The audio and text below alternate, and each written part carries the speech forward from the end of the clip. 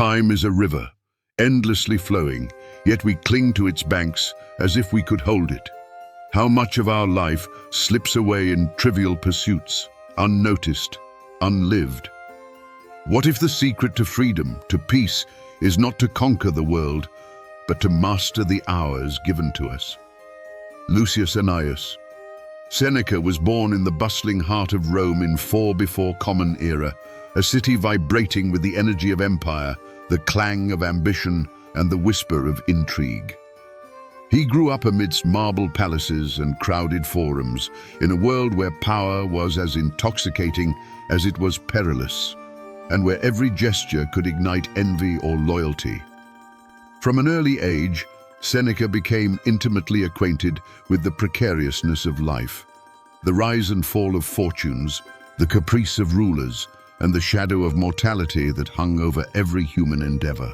He would later ascend to the rarefied heights as tutor and advisor to the young emperor Nero, wielding influence that could shape the fate of Rome. Yet his position was never safe.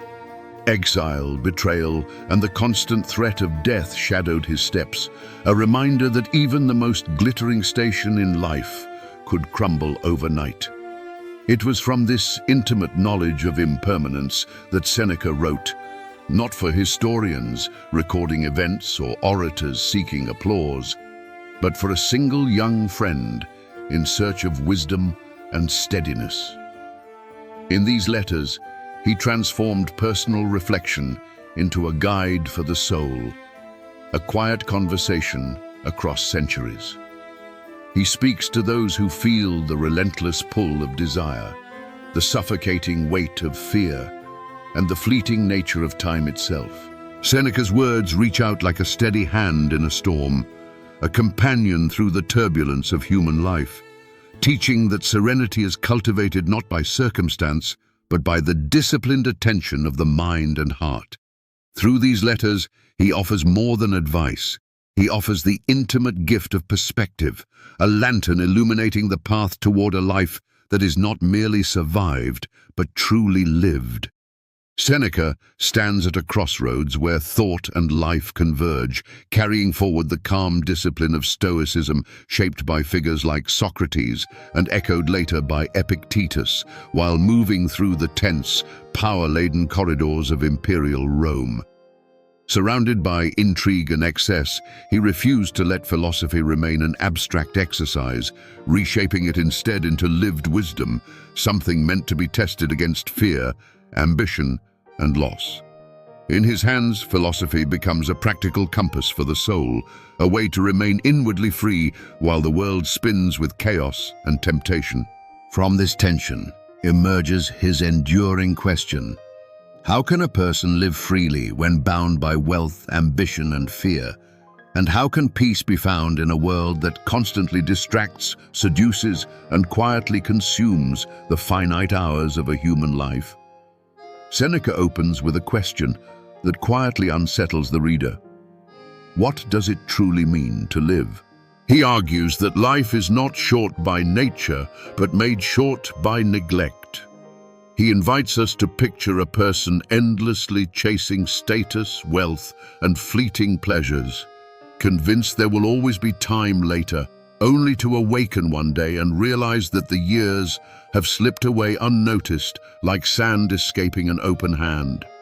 Time, Seneca insists, is the only possession that is fully ours, and yet it is the one we surrender most carelessly, lending it to distractions as if it were inexhaustible. Philosophy for Seneca is not an intellectual game or a display of cleverness, but a shelter for the soul. He describes the mind as a city under constant threat, vulnerable to fear, desire, and sudden misfortune. Through reason and discipline, it can be fortified, stone by stone, into a stronghold that remains standing even when the world trembles. In this inner refuge, emotions are not banished, but disciplined, welcomed as guests who must obey the rules of the house rather than seize control. Anger, Seneca warns, is among the most dangerous forces within us, a fire that spreads faster than thought and leaves ruin in its wake. He recalls examples from Roman life where moments of rage toppled reputations, shattered relationships, and redirected the fate of nations. Against this violence of impulse, Stoic calm becomes an act of resistance.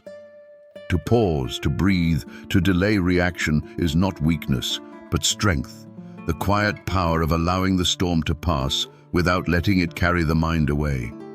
Wealth and ambition, Seneca observes, often masquerade as freedom while tightening their grip like invisible chains. He sketches the image of a powerful man surrounded by luxury, yet lying awake at night, tormented by anxiety and the constant fear of loss. Possession does not bring peace, it multiplies vulnerability. True richness, Seneca argues, lies in needing little, in finding sufficiency where others chase excess. Freedom is not owning more, but desiring less.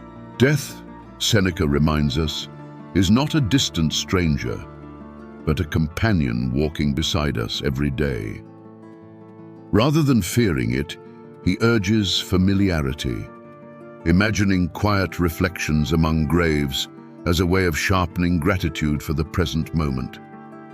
Each passing hour moves us closer to an unavoidable horizon, and resisting this truth only drains life of its vitality. To accept death is not to surrender, but to reclaim the urgency and clarity that make living meaningful. In the later letters, Seneca turns toward what sustains a life once illusions fall away: virtue and friendship. He lingers on simple moments, letters exchanged, shared meals, honest conversations, as the true texture of a good life. A genuine friend, in Stoic terms, is not merely comforting, but refining, someone who reflects our highest values back to us and calls us to live up to them.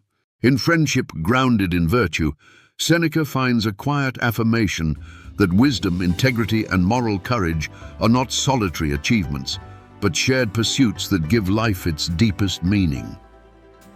Across these letters, a pattern emerges. Life is a canvas painted not by external events, but by the choices of the mind.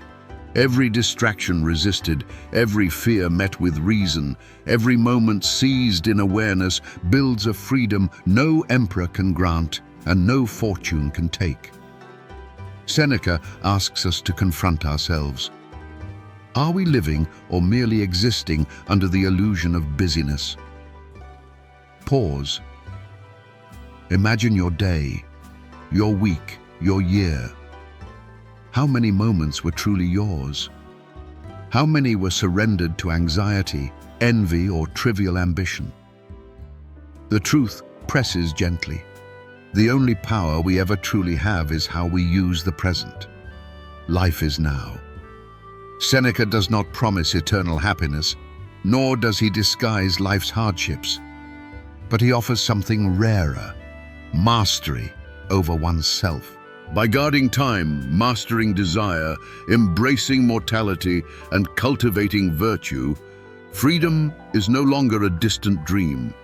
It is present in each deliberate breath, each thoughtful action, each choice to live fully. As Seneca whispers from the past, begin at once to live, and count each separate day as a separate life. What part of your life are you giving away to distractions? Comment below with your reflections and share how you plan to reclaim your hours. If Seneca's guidance spoke to you, watch the full video for a chapter-by-chapter exploration that could transform the way you live.